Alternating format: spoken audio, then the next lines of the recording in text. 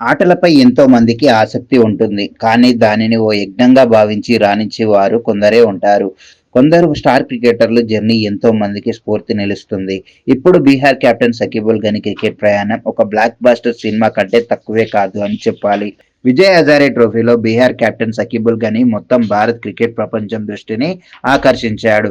రాంచీలోని జేఎస్సీఏ oval గ్రౌండ్లో అరుణాచల్ ప్రదేశ్తో జరిగిన మ్యాచ్లో షకీబుల్ గని కేవలం 32 బంతుల్లోనే సెంచరీ సాధించి చరిత్ర సృష్టించాడు.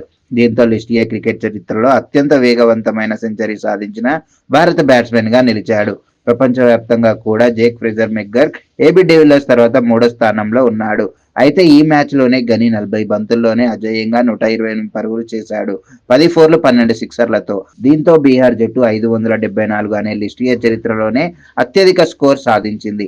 ఇషాన్ కిషన్ 33 బంతుల సెంచరీ రికార్డును కూడా గని బద్దలు కొట్టాడు. షకీబుల్ గని పేరు ఇదే మొదటిసారి వార్తల్లోకి రాలేదు. గతంలో రంజీ ట్రోఫీ ఆరంగేట్ర మ్యాచ్లోనే మిజోరాంపై 341 పరుగులు చేసి ఫస్ట్ క్లాస్ డెబ్యూలో ట్రిపుల్ సెంచరీ సాధించిన మొదటి ఆటగాడిగా చరిత్ర సృష్టించాడు. అయితే గని ప్రయాణం అంత సులభం కాదు. బీహార్లోని మోతీహారీలో 1999 సెప్టెంబర్ 2న జన్మించిన గని పేద కుటుంబం నుంచి వచ్చాడు.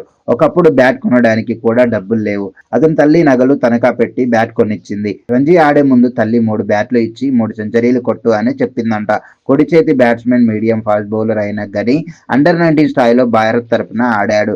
ఇప్పటి వరకు 28 ఫస్ట్ క్లాస్ మ్యాచ్ల్లో 2035 పరుగులు, లిస్ట్ ఏలో 33 మ్యాచ్ల్లో 867 పరుగులు చేశాడు.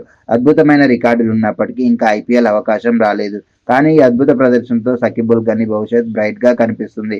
అతని కథ నిజంగా స్ఫూర్తిదాయకం.